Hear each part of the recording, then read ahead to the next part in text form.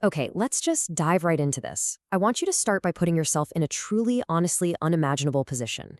Imagine being kidnapped from your homeland, taken by force across the entire Atlantic Ocean, sold into slavery, and dropped into a completely foreign country where almost nobody speaks your language. I mean, imagine losing your family, losing your freedom, losing your home. When absolutely everything you know has been violently stripped away from you, what is the one thing you refuse to lose? Well, it's your identity. Welcome to This Explainer. Today, we're exploring a narrative that sounds like it was scripted straight out of Hollywood, but it is entirely real. Decades after being forced into that horrific reality, a man sat down with a pen and just began to write his life story, but not in English and not in French, in Arabic. This is the documented, completely true story of Omar ibn Said, a Muslim scholar from West Africa who was enslaved in 19th century America. Through his Arabic autobiography, which miraculously survived, by the way, we're given this incredibly rare first-hand account of a Muslim enslaved person in the United States. Chapter 1: The West African Scholar. To truly grasp the gravity of his story, we really have to start at the beginning. Let's travel back to West Africa, right around the year 1770. Omar grew up in a vibrant society where education and Islamic scholarship were absolutely central to everyday life. He learned Arabic, he extensively studied the Quran, he became deeply knowledgeable in Islamic teachings. Actually, scratch that. He wasn't just someone who casually observed or knew a bit about Islam. He was a highly educated Muslim scholar. Before the tragedy of his capture, Omar had a rich life. He had a community, a family, a beloved homeland, and a bright future. He was a man of deep intellect and unshakable faith. Chapter 2: Stolen from a Homeland. But all of that was just shattered. Sometime in the early 19th century, Omar's life was completely upended when he was captured and forced into the transatlantic slave trade.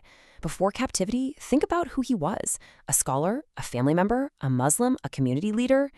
Millions of Africans were forced into brutal enslavement, and among them were farmers, soldiers, merchants, and educated scholars exactly like Omar. But upon arriving in America, that incredibly rich, complex identity was systematically erased. It was reduced to a single brutal word: slave. It's honestly hard to fathom the profound whiplash of leaving behind a familiar world of culture, religion, and respect, only to arrive somewhere completely foreign where your basic humanity is denied. Chapter 3: Words in a Jail Cell. Yet Omar just refused to let that single word define him. We start with his birth in 1770 in West Africa, then the absolute tragedy of his capture in the early 1800s. But look what happens next. After enduring enslavement in America, Omar escapes. He flees north, desperately seeking freedom, and makes it all the way to Fayetteville, North Carolina. But tragically, he's captured there and thrown right into prison. I mean, think about the sheer scale of upheaval in his life by this point. But it's in this jail cell that Omar does something incredible. He begins writing on the walls of his cell. He writes Quranic verses, and he writes about himself entirely in Arabic. So why did he choose this medium? Why Arabic? Well, it mattered for some truly profound reasons: memory, identity, continuity, religious tradition, education. Writing in Arabic was a quiet, immense act of rebellion. For a Muslim, Arabic holds a deeply sacred place, because the Quran was revealed in that exact language. By writing in Arabic in a North Carolina jail cell, Omar was holding on to his God. His location had completely changed, his freedom was stolen, but his ability to write, that remained. It was his way of preserving his identity and proving that he existed on his own terms when the entire world was trying to erase him. Chapter 4: The Complicated American Reality. Omar's manuscript ultimately forces us to take a really impartial look at a deep historical contradiction. During this era, the United States was busy developing and championing these grand ideas about liberty and freedom, right? Yet simultaneously, a brutal system of slavery was not just existing, it was thriving. And Omar lived at the very center of this massive conflict. Here was an educated Muslim man with his own rich religious identity, living under a system that denied him basic human rights. His first-hand account is a stark reminder that American history just cannot be reduced to simple slogans. Freedom was a developing ideal for sure, but for millions like Omar, it was an agonizingly distant reality.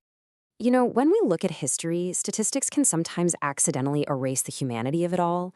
But enslaved Africans were not blank slates. They weren't people without histories. They possessed names, languages, families, religions, education, cultures, and memories.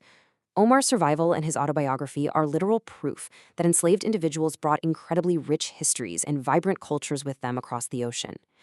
Through his words, we can actually see the man behind the manuscript, a son, a student, a captive, and a writer who created something that would outlive him.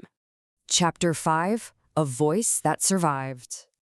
The mere fact that we have this document is miraculous, because so many personal stories of enslaved people were just lost forever. To understand its legacy, let's look at the present day. Modern Muslim Americans are deeply woven into every single part of society. We're talking doctors, teachers, engineers, military members, artists, and community leaders. It's a vibrant, incredibly diverse demographic. But to truly understand this community, we have to recognize a crucial historical connection. Consider this. The American Muslim story did not begin in the 21st century. It has much, much older roots. Omar ibn Said's life is clear, undeniable evidence of this.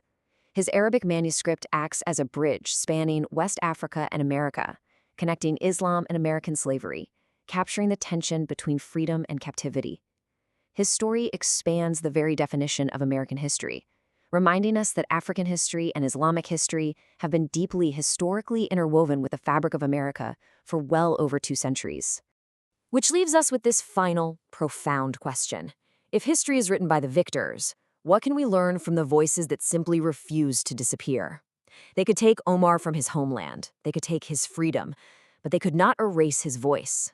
Sometimes history survives in towering monuments, and sometimes it survives in a few handwritten Arabic pages from a man who flat out refused to be forgotten.